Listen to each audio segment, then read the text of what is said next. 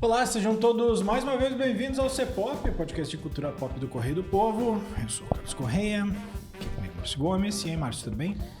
Tudo bem, pela terceira vez essa semana, acho que já posso pedir música, né? A gente tinha cogitado de fazer esse episódio, mais porque a gente tinha gostado do seriado que qualquer coisa. O Márcio até sugeriu da gente esperar a semana que vem pra esperar um outro seriado primo. Não exatamente, mas do mesmo gênero ali, da comédia que é Rex, acabar. Mas acabou que eu disse, cara, quem sabe a gente faz isolados eles pra não ter um pouquinho mais de espaço. Porque hoje a gente vai falar de O Estúdio, série da Apple, que teve 10 episódios? 10 ou 11, 10 episódios, né? Terminou essa semana, é uma série nova, né? Ao contrário de muita coisa aí, que só reinvento e segue. Apesar que foi renovada já, né? Já foi? Eu não tinha visto que tinha sido. Já foi renovada. Que bom. É uma série nova da Apple com o Seth Rogen, que também é um meio queridinho da Apple, né? Ele tem outras séries lá, tem aquela série que ele é o melhor amigo da mina lá, e aí fica meio um bromance não, fica uma coisa ali que tu não sabe se eles são um casal ou não. Não são, mas ficam se enrolando. Mas aqui não, ele é um produtor de cinema que é alçado a chefão de estúdio, né? Continental. Da Continental. E aí ele tem que se ver em meio a isso, e a temporada é toda em cima disso aí. Tem uma linha ali entre os episódios, mas é quase que tu pode ver os episódios separadamente, Pode. Né? Com exceção dos dois últimos que os dois últimos são parte 1, parte 2. Sequência, assim. Então, assim, tem coisas que tem a mitologia da série, assim, né? Tem uma história condutora, assim. Mas é uma linha, assim, né? É mais os episódios em si, episódios curtinhos, ali, meia hora no máximo. Pode ser um pouquinho mais, um pouquinho menos. Então, vamos lá, vamos falar de O Estúdio.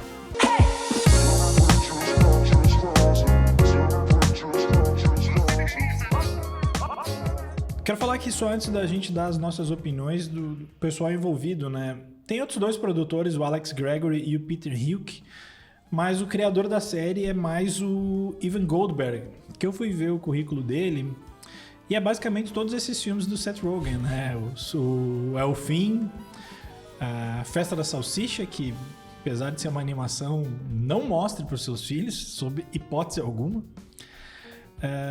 Ele também é o cara que escreveu Superbad, né? Que mora no meu coração. E ele também é o cara que escreveu... Eu não vi, não sei se tu viu algum episódio, Márcio, daquela... Não sei se é Generation V, Gen V, que é o spin-off do The Boys. Cara, eu vi uns 2 ou 3 episódios, mas não continuei. Por aí. Enfim, essa mesma turma, assim. E como eu já falei, né? O protagonista aqui é o Seth Rogen, né? Que ele vive o Matt. O elenco fixo ali, digamos assim, é complementado pelo Ike Barinholtz, pela Catherine O'Hara, né, que a gente já falou aqui do The Last of Us, né? Ela é a mãe do Kevin, no Esqueceram de Mim, e ela também tá no Fantasmas Se Divertem. E tem a Catherine Hahn também, que é a Agatha da Marvel. No universo da Marvel. Mas o interessante, na verdade, é o desfile de famosos fazendo o papel deles mesmos, né? É muita participação especial. Tem 2 episódios em especial que é 1 bilhão de participações especiais ali, porque são premiações de cinema. Uma premiação, outra uma feira. Mas enfim, de forma geral, esse não é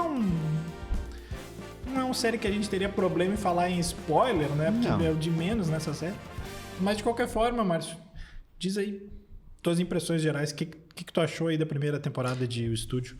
Eu gostei bastante Não sei se é porque é um assunto em que a gente costuma acompanhar e gostar, que é os meandros da indústria de Hollywood, assim, e da produção de filmes, produção de séries e tal, e todos os problemas que a indústria enfrenta hoje, né, com o surgimento da tecnologia, streaming, etc. E então... essa série já de largada me ganha por causa do tema. Fora isso, Eu gostei da maneira como ela foi conduzida, independentemente da questão dos atores, assim, dos diretores que aparecem ao longo de toda a temporada, mas o ritmo dela é um ritmo muito acelerado, né? Tipo, muito. Então, o primeiro episódio até me confesso que me causou uma certa estranheza, porque tu demora pra acostumar, porque não só acontecem muitas coisas muito rápido, né? Como tu tem uma trilha de fundo que é um jazz num tempo muito rápido. O tempo E daí tu fica meio que acelerado junto, assim, é como como o urso, né, o The Bear, só que com comédia, assim. E todo mundo muito nervoso, muito agitado, tudo muito hiperlativo, né, superlativo, assim, as pessoas gritando o tempo todo. Então, até tu te acostumar com esse ritmo da série, demorou 1 ou 2 episódios, assim. Então, acho que o primeiro episódio eu estranhei, o segundo eu já tava mais na vibe, já tava mais acostumado, e é um episódio quase que em plano de sequência, né? Porque trata de um filme... A série usa muito plano de sequência. Né? mas é o episódio todo porque trata sobre um filme em plano de sequência, né? E foi muito engraçado que foi, eu acho que, não sei se foi na mesma semana ou uma semana depois que entrou a adolescência, assim, tipo, meio Eu acho que a adolescência entrou um pouquinho antes. Pouquinho, mas foi, tipo, mais ou menos na mesma época que teve esse segundo episódio e tinha surgido o Adolescência na Netflix, assim, que é aquela série em plano sequência também sobre o adolescente lá no Reino Unido, enfim. Então, tipo, ele me ganhou nessas duas partes, a questão do ritmo, a questão do assunto, e também porque ele é engraçado, né? Tipo, ele tem várias piadas, várias tiradas muito legais, assim, e que brinca com Hollywood, com a forma como Hollywood tá lidando com tudo aquilo, né? Brinca com os atores que vão lá, né? Tira o sarro do Scorsese, que vai no primeiro episódio, né? A Charlize Theron também faz uma todo pontinha. mundo que sabe rir de si mesmo. Todo mundo que sabe rir, provavelmente tudo amigo ali do Seth Rogen, né? Então, a galera que vai já comprando a ideia e já sabendo que tipo de piada vai ter, né? Até tem um episódio que aparece o Ted Sarandos, né? Que é o cara do Netflix. Que a Apple... a Apple tentou botar o Tim Cook na parada e o Seth Rogen disse, não, quero o Sarandos. Até porque o Netflix é realmente a grande empresa de streaming, né? Então... E eles ficam... não é bombando o cara, mas a brincadeira é que todo mundo elogia, né? O cara da Netflix, e ele quer ser o cara elogiado. Ele, pô, o que eu faço pra ser que o cara... Bota em contrato, né? Bota em contrato. No contrato tá lá que as pessoas têm que me agradecer e me elogiar quando recebem prêmios, assim. Então, são todos... Esse é o pano de fundo de toda a série, assim. E como são episódios de meia hora, tipo, passa muito rápido. E esse episódio, o último, que foi ao ar, foi disponibilizado ontem ali, eu acho que ele tem 26 minutos, assim, então ele é ainda mais rápido ainda, tipo, quando tu vai perceber o episódio já foi. Então, é uma série muito boa pra maratonar, quem não começou a ver ainda, então, né, eu acho que vai conseguir em 3, 4 dias, se emendar 2 episódios, 3 em sequência, consegue matar ela rapidinho, assim. Eu gostei bastante, mas eu acho que ela não é uma série pra todo mundo. Não, acho que quem gosta mais do assunto, assim. Ela não é uma série popularzona. Assim como eu acho que, por exemplo, até acho que Rex é mais acessível, mas também acho que Rex não é pra todo mundo. Quando eu digo não é pra todo mundo, é assim, não é uma série... Não é o Big Bang Theory. Não é o Big Bang Theory, não é o Friends, não é o How I Met Your Mother, não é o The Office. Que o The Office já tem gente que não consegue entrar muito naquela onda do documentário fake, né? Então, assim, tem que gostar... É que eu acho que pode soar um pouco pedante dizer que ela é um pouquinho mais refinada, mas ela é, né? Ela é para esse público mais interessado no assunto e que consome mais esse tipo de coisa. E eu tava vendo, assim, já começam a pipocar aqui e ali listas de favoritos de Emmy, favoritos de Globo de Ouro pro ano que vem, assim. Essa é uma série que ela tem muita chance de se dar bem porque, assim, ela é metalinguagem no talo, né? Então, assim, é Hollywood falando de Hollywood, coisa que eles adoram, assim. A parada do plano sequência, assim, no Adolescência me impressionou muito. Aqui, eu acho interessante quando eles fazem, e eles fazem muito seguido, tem episódios que ou é quase todo... Tem um episódio, que eu não lembro se é o terceiro ou é o quarto, que eles estão numa reunião e daí a câmera começa a rodar pela... Eu não sei como é que eles fizeram. Eu acho que é o do Ron Howard. Eu não sei como é que eles fizeram. Porque parece que dá 360 e vai pela frente, depois passa por trás e tudo. Eu não sei como é que eles fizeram. Queria ter visto o remake daquela. Mas o que eu quero dizer é o seguinte: no Adolescência, eu entendo esse recurso. Aqui tem horas que ele me parece que é pra, tipo assim, olha só o que nós podemos fazer. Porque se ele fosse todo cortadinho e editado, não mudaria nada. No Adolescência eu acho que perderia um pouco. Aqui eu acho que não perderia. Mas assim, também não acho que tá ali e atrapalha. Acho que tu tem que insistir um pouco, justamente por essa questão do ritmo acelerado. E muitas vezes não é a série acelerada.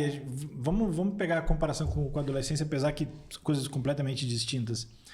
Mas o Adolescência são 2 personagens em cena, e aí daqui a pouco entra um terceiro que vai ser o personagem de transição para tu ir em outra cena que tem outros 2. Aqui é quase sempre todo mundo em cena o tempo todo. E falando o tempo todo. E falando o tempo todo. É uma gritaria em termos de andando de um roteiro. lado para outro. Dificilmente eles estão parados na série. Eu não sei se... Estão sempre caminhando, andando, zanzando. eu não sei o quanto é improvisação, porque eu tinha muita impressão disso vendo a trilogia do Antes do Amanhecer, de pensar, caramba, como esses caras improvisam o tempo todo. E aí, tipo, tu vai ver making off, entrevista, assim, é tudo roteirizadíssimo. Esse aí eu acho que também, assim, acho que tu não consegue improvisar com aquela velocidade tudo aquilo. Acho que tem que ser tudo meio que roteirizado. Todo mundo tem que ter um timing muito bom, rápido assim. pra tu conseguir acertar ali. Acho que a sacada de tu botar nas participações especiais logo de cara o Scorsese dá outro peso pra parada, assim. Porque tá o Scorsese e tem a Charlize Theron também, né? Porque o cara tenta convencer... Assim, a bizarrice da coisa é que logo no primeiro episódio o cara quer fazer um filme de arte, né? Quer mostrar que ele pode ser um chefão bom. Não, vou bombar então o filme do Scorsese. Que é um filme sobre a seita do Charles Manson, né? Não, do Jim Jones. Do Jim Jones. Que parece que é um filme que ele quer fazer mesmo. Ele tem um projeto que ele tem há muito tempo. É muito metalinguagem mesmo, assim. E acaba que o projeto vai ficando um pouco mais comercial e vai virando uma animação de um suco. Né? Porque quando ele... Não é algo tão popular aqui no Brasil, o suco, né? É como se fosse um tangue. Que quando o cara que é o dono da empresa vai entrevistar ele, que é o Bryan Cranston, o cara que fez o Walter White no Breaking Bad, que faz o dono da empresa, que tem 80 e tantos anos e tal. E quando ele vai trocar o CEO, vai tirar a Catherine O'Hara e botar o Seth Rogen, ele tem a ideia de fazer um filme sobre o Kool-Aid, que é aqui não é tão famoso aqui, mas lá nos Estados Unidos é um personagem de um suco, tipo um tangue. Jarra. Tipo uma jarra que tem um tangue dentro. Assim. Acho que quem vê série, filme americano já deve ter esbarrado com o tal do Kool-Aid em algum momento. Assim. Que suco. Um que suco. E ele quer fazer um filme sobre aquele boneco. E o Seth Rogen topa. E daí vem toda essa história o filme de arte que ele quer fazer e esse filme mais popular, que é tipo um IP pra pegar uma galera. Assim. E aí acaba que ele tá na festa e ele tem que explicar pro Scorsese que o filme dele, na verdade, tem que botar uma jarra de suco. E aí ele acaba tomando fora da Charlize Theron. Enfim, cara, a gente contando aqui pode não ter nenhuma graça. É que, na real, ele quer transformar o filme do Scorsese nesse filme do Kool-Aid, assim, porque eles se dão conta em determinado momento que eles não podiam fazer o filme em paralelo, que parecia uma piada, porque o Jim Jones, quando envenenou a seita, ele usou Kool-Aid. Ele botou o veneno no Kool-Aid para as pessoas beberem. E eles acharam que era uma boa deixa misturar. Eles deixaram uma boa deixa, depois se dão conta. Enfim, e várias dessas coisas acontecem ao longo dos episódios, cada um deles mostra um detalhe diferente, assim, né? Desses meandros de Hollywood. Tem muita coisa ali que é, tipo, piada interna, que algumas a gente percebe, outras muito provavelmente não. Sim. Né? No segundo episódio, a diretora, a Sarah Polley, eu acho, né? Sarah Polley. E ela quer uma música dos Stones, que é muito cara, então ela começa a babar o ovo do diretor do estúdio pra ele, que é pra babar o ovo dele pra ele comprar a música que custa não sei quantos mil dólares, $600 mil, uma coisa assim. E é a Greta Lee, né, do Vidas Passadas, fazendo o papel de Greta Lee, né? Que também começa a puxar o saco dele pra conseguir um avião e tal, conseguir uns favorecimentos. Eu acho mais fácil a gente ir passando rapidinho pelos episódios, né, que talvez... Pode ser. Bom, o primeiro a gente já falou, é esse piloto do filme, né? O segundo é o nome é The Honor, o Honor, e eu vou falar o nome dos filmes também, tá? O primeiro é o do Kool-Aid, né? O segundo chama The Silver Lake. The Silver Lake. Que é o do plano de sequência, que eles estão fazendo... E tem que ser com um sol de fim de tarde. Então, se tu perdeu o plano de sequência naquele dia, naquela hora... Não dá pra fazer. Tu perdeu a diária. E vai atrasar tudo. E, obviamente, ele bagunça tudo. Ele fode com toda a gravação, obviamente. O terceiro episódio, que é o Anota, é o que eles têm que... O Ron Howard tá fazendo um filme que se chama The Alphabet City. Com o Anthony Mackie. E tem mais alguém, quem era? Não lembro aqui quem é, tô tentando ver aqui. Enfim, e o Ron Howard é o cara do Mente Brilhante, do Apollo 13 e tal. Só que eles veem o filme e chegam à conclusão que, tipo, tem meia hora do filme que é uma bosta. É a meia hora final, né? Eles estão adorando o filme, daí meia hora vira uma piração que eles enlouquecem. E, enfim, ninguém tem culhão de... dizer pro cara que é uma merda. De dizer que é uma merda, assim.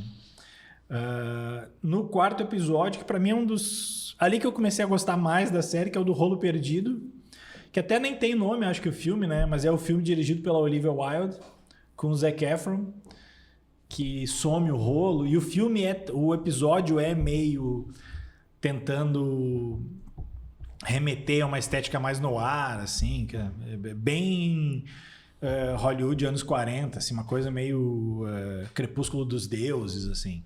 E brinca um pouco também com a fama da Olivia Wilde, especialmente depois do Não Se Preocupe, Querida, de ser uma pessoa difícil de lidar e tal. E ela entra na brincadeira ali. Esse filme, ele pode ser essa série. Essa série, ela pode ser uma boa promoção de todo mundo meio que fazer piada de si mesmo. Eu não sei se tu viu o episódio da semana passada do Rex, da prefeita. Vi.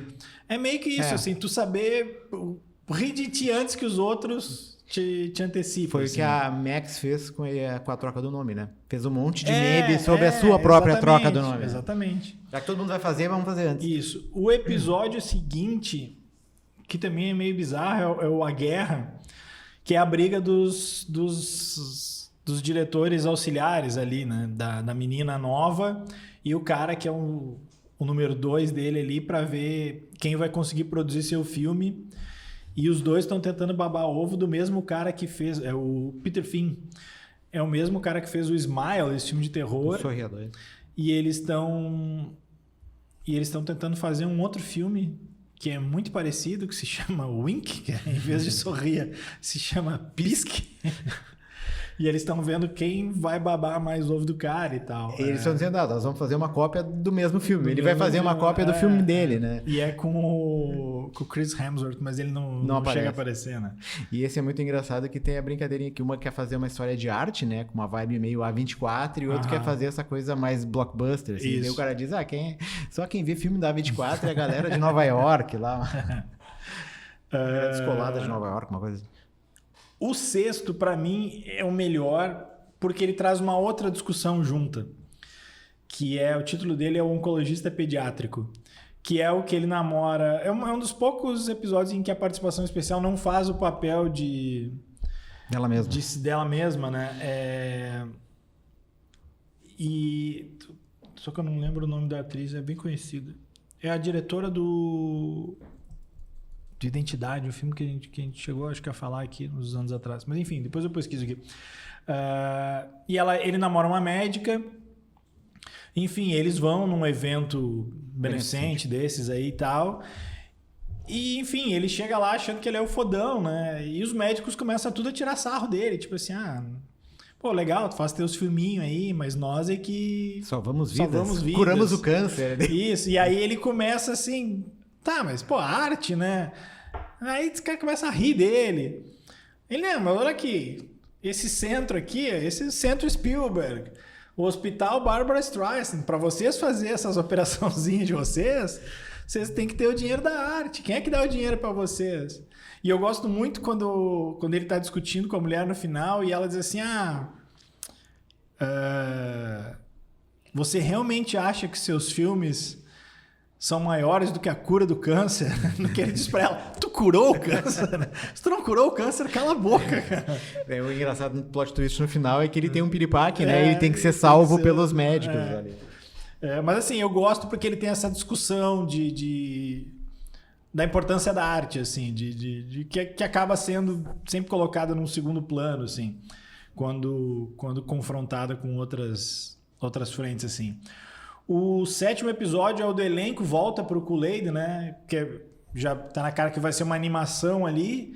Então eles começam a escolher o elenco e aí é tudo questão meio de...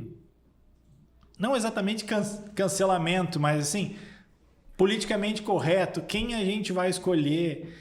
esse personagem aqui pode ser feito pelo fulano, mas o fulano vai remeter à pobreza e o suco não pode remeter à pobreza.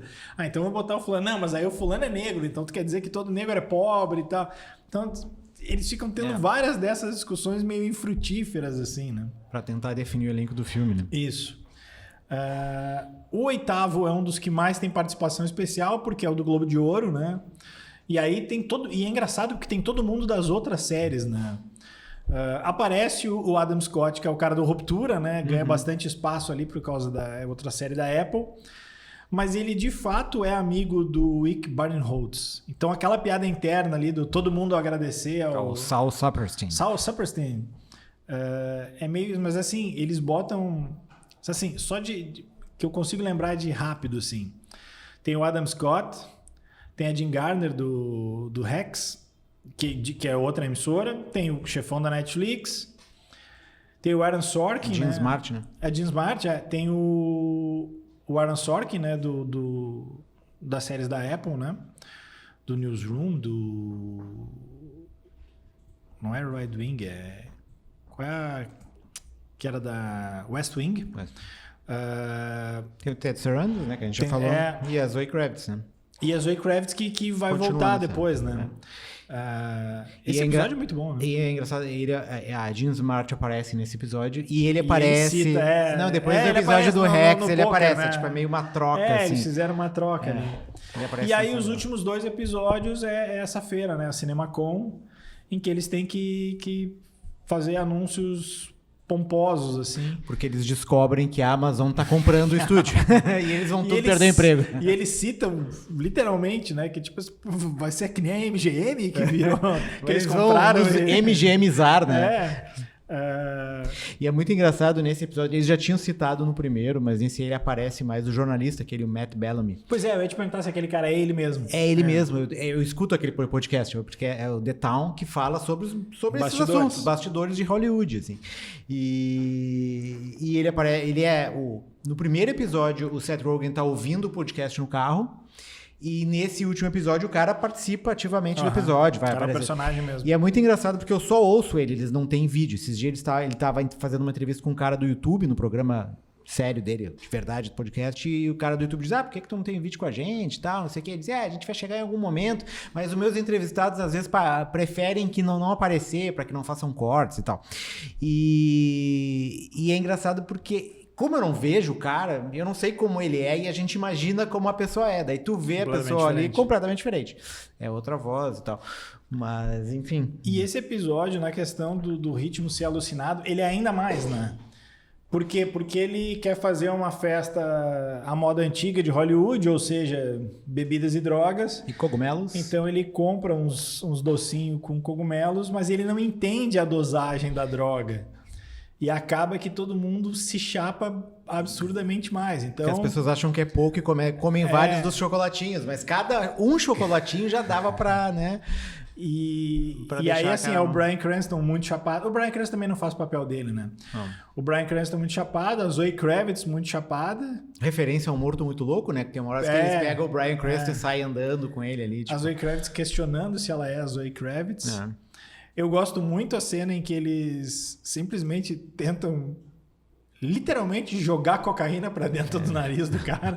Tipo assim, ele vai acordar. Em algum momento. Deu certo em não sei qual filme, então vamos jogar cocaína no nariz dele que ele acorda. Tem uma hora que eles conseguem, a gente deve dar mais cocaína pra ele, mas senão chega, né? Eu gosto da parte que eles vão pro cassino e aí eles têm que achar o cara e aí a guria diz pro Ike, esse aí, né? Pro Sal.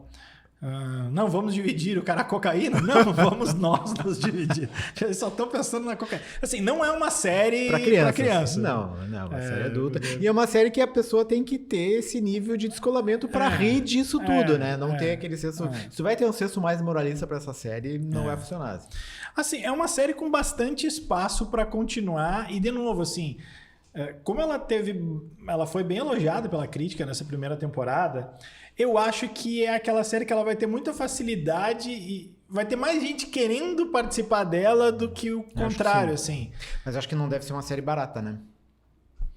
Depende. depende. Se as pessoas quiserem só participar ali... Eu acho que não pelo Porque é um cachê bom dos veículo, caras, mas né? pela edição, pela a localização, né? Eles vão pra Las Vegas, eles vão pra... mas daqui a pouco não precisa ir tanto, né? O que eu acho é que, assim, vou ficar muito surpreso se não começar a ter muita gente das séries da Apple.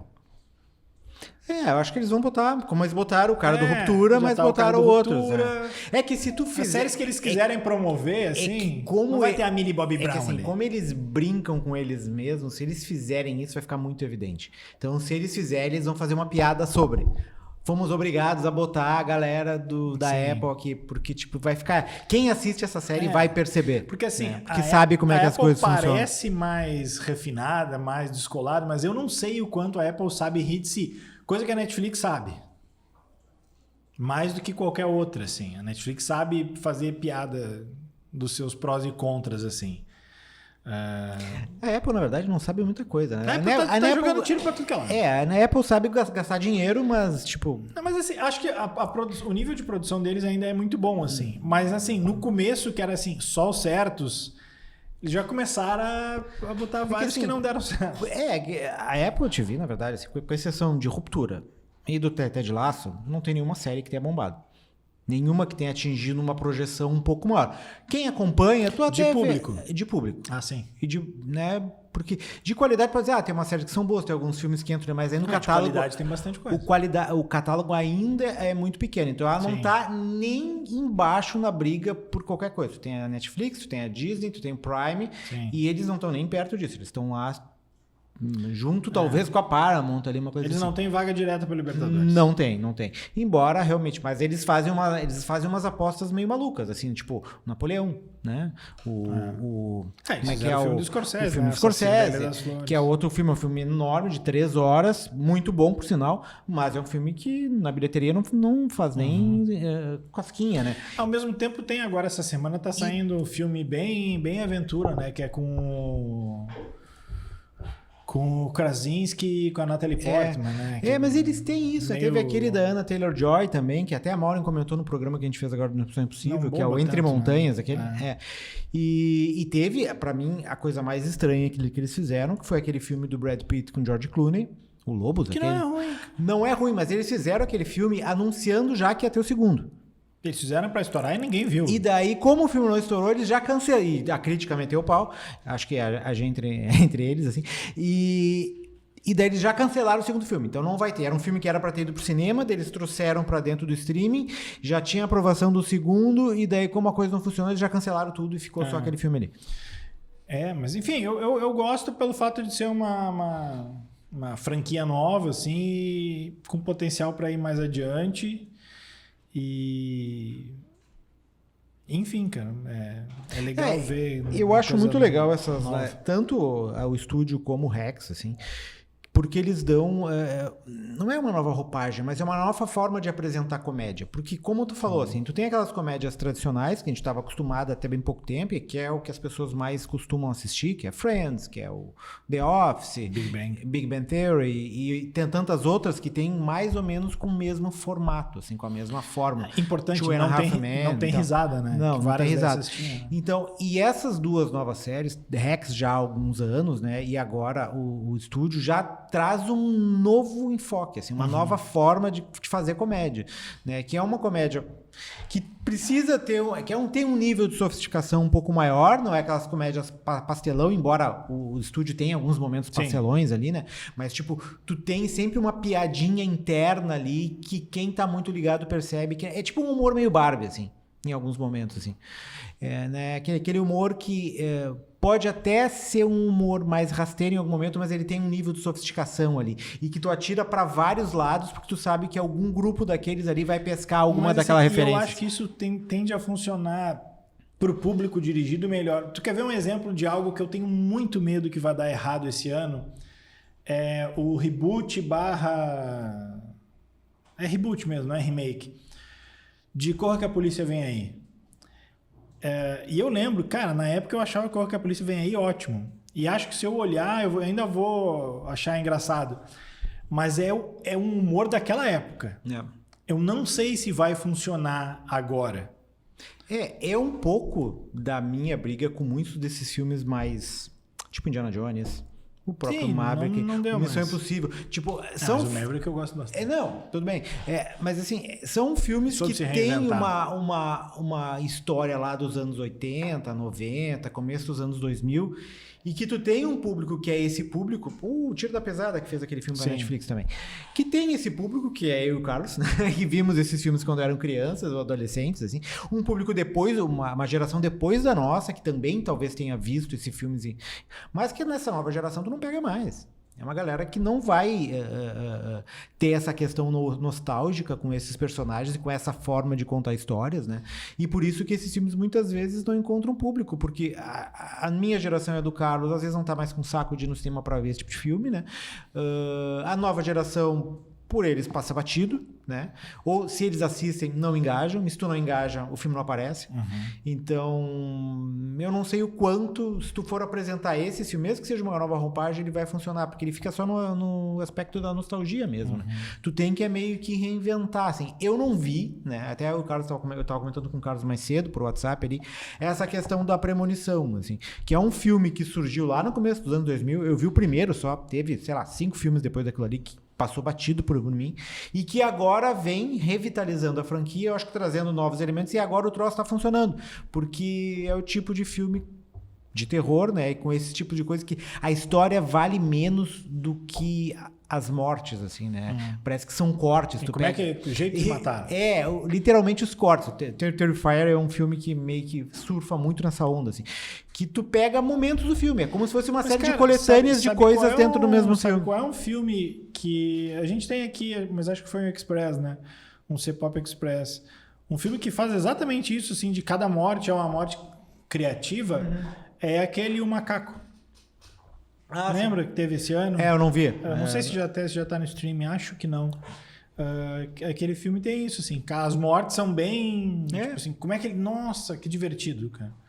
Que são trechos, assim, né? Como se tu estivesse passando, assim, o feed do teu Instagram e vai aparecendo vários clipezinhos ali. Alguns tu gosta, outros menos, e daí os que tu gosta tu vai engajando, enfim. Segue o baile. É. Eu acho que o estúdio tende a ser um sucesso mais de crítica que de público. Mas, tudo bem, cara. Acho que eles já estão cientes disso, né? Não é feito pro bastantão, assim. Mas, enfim. Notinhas aí, Márcio. Quantos rolinhos de cinema tu dá pra ti? Não, eu dei 4, acho. Dá 4. Eu também. 4. Vai ser é bem possível que seja uma das minhas séries. Se não entrar no M, eu não sei, mas na minha lista é bem provável que entre, assim, entre as melhores do ano. Eu acho que ela tem boa chance em premiação justamente porque os votantes vão se ver ali, né? E isso sempre agrada. Hollywood gosta de falar de Hollywood. Eu não sei, tu que gravou com a Maura essa semana, e é o teu terceiro da semana? É o meu terceiro da semana. Qual era o primeiro a gente fez o Last Last of Us, né? Mas tu quer fazer dicas? Tem dicas ainda? Eu não sei, eu tenho que ver aqui. Não, eu fiz uma com a Maura, né? A gente fez dicas ali no programa que a gente fez sobre o Missão Impossível 8, que foi o filme que estreou hoje, que a gente tá gravando aqui. Já tá no ar até o programa. Eu até tenho dica, assim, se tu quiser fazer dica, então a gente faz. Não, eu começo aqui, então. Tá. Porque a minha dica já que a gente tava falando em nostalgia, vou fugir um pouco do cinema. Porque ontem eu liguei o videogame lá pra baixar um outro jogo e eu vi que meio do nada, assim, Isso é para quem tem o Game Pass, tá? Que é do Xbox, mas também tem para computador e também acho que dá para jogar nas TVs hoje em dia e tal. É o plano de assinatura da Microsoft lá, do Xbox. Eles disponibilizaram, assim, meio que do nada, um jogo / aplicativo, um aplicativo com vários jogos que chama Retro Classics. Então, a partir dele, tu consegue jogar na nuvem, mas é muito fácil tu acessar na nuvem porque são jogos muito pequenos. Eles disponibilizaram um monte de jogos do Atari. Então, sei lá quantos anos depois, ontem eu estava jogando River Raid, Olha aí. Enduro, Pitfall, Grande Pitfall. Hero, não jogou Hero, adorava Hero. Hero é legal. Hero, Mega Mania, sei lá. E aí eu já estava pensando assim, quais que faltam? Pac-Man não vai estar lá por questão de direitos, mas eu vi que eles vão atualizar ali. Claro que agora saíram vários desses, porque a Microsoft o ano alguns anos atrás, já nem Tinha que lembro. ter o do ET também, né? O Eles grande compraram- flop. não duvido que o jogo que enterrou a Atari. Como eles compraram a Activision e vários desses jogos aí são da Activision, tava na cara que eles iam botar. Mas eu fiquei pensando assim, cara, o que falta agora? Tem o do Box, que era um jogo divertido. Tinha um do Homem-Aranha que era legal. Mas legal não, mas era divertido. Escalando o prédiozinho. Tu vai subindo o prédio, né? Que eu lembrei assim, falta... tem Atlantis também, que era um jogo meio tosco, assim. Tem aquele Adventure, né? Uma coisa assim que era do dragão. Adventure eu não lembro se tem. Eu acho que tem. Tem Freeway, que é aquele só de atravessar a rua. Sim. Outro bom... Freeway ou Frogger? Tem o Frogger e tem o Freeway. Freeway da galinha, né? Ali eu vi que tem o Freeway. O que eu torço para eles botarem em breve é o Keystone Keepers. Keystone Keepers ou Keystone Keepers? É o do polícia ladrão dentro do shopping. Sequest, que é o do submarino. Sim. Space Invaders, né? Que é um classicão. Cara, se eles botarem esses, pra mim já fechou, né? Já tá ótimo. Tu já tem 10 KB de jogos aí. Tudo isso assim, já tem uns 10 KB de jogos. Tudo isso é 10 KB. Hoje em dia isso aí não dá. Bota num disquete e deu, né? Não dá nada, cara. Então, essa é a minha dica. Retro Classics, esse aplicativo /jogo que já tá disponível no Game Pass. Márcio.